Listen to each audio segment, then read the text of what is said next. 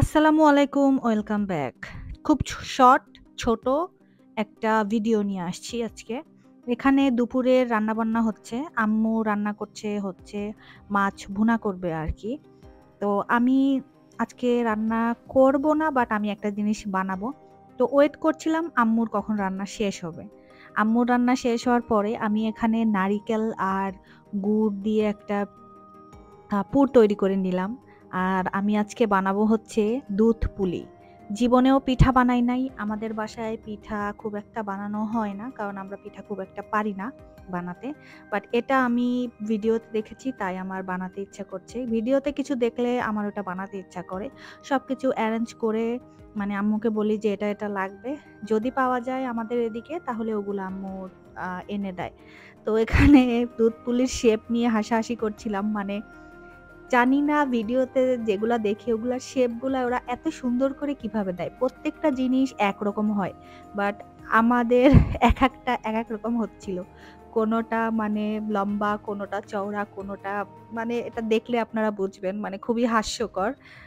But জানি না খেতে কেমন হবে। চালের গুঁড়ি দিয়ে মানে চালের গুঁড়ি দিয়ে জিনিসপত্র মানে পিঠা বানানো এটা খুবই হ্যাসেল। মানে হ্যাটস অফ যারা এগুলা বানান। মানে এটা আসলে কঠিন। মানে ময়দার জিনিসপত্র বানানো সোজা, বাট চালের জিনিসপত্র বানানো কঠিন। এই যে দেখেন আমাদের একেকটা একেক রকম শেপ হচ্ছিল। লম্বাগুলা ফার্স্টে বানিয়েছি এইজন্য ওরকম দেখাচ্ছে। এরপরে আমরা একটু চওড়া করে বানাচ্ছিলাম। বানানো সবগুলা শেষ। এখন হচ্ছে স্টিম দেওয়ার পালা। এখানে এই কয়টাই ধরেছে, বাকি আরেকটা ব্যাচ করা লাগবে আরকি স্টিম দেওয়ার জন্য। এই যে আমার স্টিমও অলরেডি আ আর ২-৩ মিনিট হলে হয়ে যাবে। আর এদিকে আমি হচ্ছে আহ ভেজানোর জন্য দুধটা প্রেপ করে রেখেছি। এখানে দুধটা খুবই ঘন করে রেখেছি। আর এর উম স্টিম হওয়ার পরে এগুলা জাস্ট দুধের মধ্যে দিয়ে দিব। দুধের মধ্যে আমি একটু পাউডার দুধ দিয়েছি। তারপরে হচ্ছে খুবই সামান্য একটু গুড় দিয়েছিলাম। ব্যালেন্স হওয়ার জন্য আরকি দুধটা। তো এই আরকি এটা দেখা যাক আ খেতে কেমন হয়।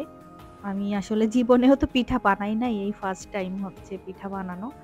আর এই যে এটা দেখতে কিন্তু খুবই সুন্দর হয়েছে। আর দুধটাও বেশ ঘন হয়েছিল। অনেকে দুধের মধ্যে হচ্ছে চালের গুঁড়িটা মিক্সড করে। কিন্তু আমি কোনো চালের গুঁড়ি মিক্সড করিনি। আমি দুধটাই অনেক ঘন করেছি। আমার একটা পার্সেল আসছে।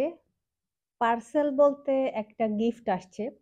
মানে আমার একটা ফ্রেন্ড আমাকে একটা জিনিস গিফট করেছে। এটা আমার খুবই ফেভারিট একটা জিনিস। মানে আমি অনেকদিন ধরে ভাবছিলাম এটা অর্ডার করব। বাট এটা একটা হচ্ছে বুক। বুকটা আমি অনলাইন প্ল্যাটফর্মে অলরেডি পড়ে ফেলেছি। বাট ফিজিক্যালি তো এটা আমার টাচ করা হয় নাই। তারপরে এর যেই মানে স্মেলটা এটা নেওয়া হয় নাই। নতুন বুকের একটা আলাদা স্মেল থাকে। ছোটবেলায় আমরা নতুন যখন আ কোনো ক্লাসে উঠতাম, নতুন ক্লাসে তখন বইয়ের মধ্যে এরকম আ স্মেল থাকতো না একটা? মানে লেখার কালির একটা স্মেল থাকতো না? তো ওটা আমার খুব পছন্দ। এজন্য আমি বইটা অর্ডার করতে চাচ্ছিলাম। মানে একবার পড়া হয়ে গেলেও বাট বইটা এত মানে আমার কাছে এত সুন্দর লেগেছে স্টোরিটা যে আমি মানে ভেবেছিলাম যে আমি অনলাইনে পড়েছি তো কি হয়েছে যে এটা আমার কাছে ফিজিক্যালি থাকবে। এটা আমি রিড করতে পারবো। মানে বারবার এটা আমি পড়তে পারবো। তো হ্যাঁ, বইটা হচ্ছে পদ্মজা। এটা আমি জানি এটা একটু পুরনো, খুব বেশি নতুন না। অনেকদিন হয়েছে এবং বইটা অনেক মানে ভাইরালও হয়েছিল। আমি অনলাইন প্ল্যাটফর্মেও অনেকদিন আগে পড়েছি। এটার রাইটার হচ্ছে ইলমা বেহরোজ। আমি জানি না এত মানে কম এজের কোনো রাইটার কিভাবে এরকম একটা বুক লিখতে পারে। এটা অসাধারণ একটা বই।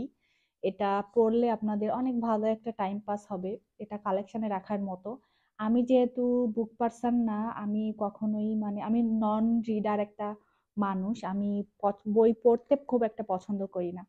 বাট এই বইটা মানে আমাকে বাধ্য করছে যে এটা আমার কালেকশনে রাখার মতো একটা বই। মানে এটা আমার থাকতেই হবে এরকম। তো এই যে এটা আমার কাছে খুবই মিনিংফুল একটা গিফট। তো thank you so much for gift this. আমি আসলে আমি এত খুশি। আমি নরমালি পার্সেল পেলে মানে সবসময় তো আমি অর্ডার করি। ওইভাবে তো গিফট আসলে পাওয়া হয় না। বড় হয়ে গিয়েছি। নিজেরটা নিজেই অর্ডার করা হয়। দেখে শুনে বেছে বাট এটা আমার কাছে অন্যরকম। যেহেতু এটা পদ্মজা মানে এটার প্রত্যেকটা ক্যারেক্টার প্রত্যেকটা মানে এটা পড়ার পর আমার কাছে ওইগুলা দেখতে ইচ্ছা করে। মনে হয় যে এটা ওই বাড়িটা যদি দেখতাম মানে ওকে যদি দেখতাম এই বুকের পুরো ক্যারেক্টার গুলো আমার কাছে এরকমই লাগে। তো যাই হোক আমি এটা পড়া শুরু করব আজকে থেকেই, যেহেতু আজকেই এটা পেয়েছি। আমি আসলে ওয়েট করতে পারছি না। একবার পড়েছি তো কি হয়েছে, এটা আবার পড়বো। আর এটা ব্ল্যাক এডিশনটা মানে আমি পেয়েছি পুরাটাই এই যে এরকম ব্ল্যাক আর কি। বইয়ের পৃষ্ঠাগুলো ব্ল্যাক। তো এই জন্য এটা দেখতে আরো বেশি সুন্দর। এটার অন্য কালারও আছে বাট ব্ল্যাকটা বেশি সুন্দর দেখতে। তো যাই হোক আমি এটা পড়া শুরু করি। আপনারা ভালো থাকেন আর আমার শর্ট ভিডিওটা কেমন লাগলো জানাবেন। আজকের মতো আল্লাহ হাফেজ।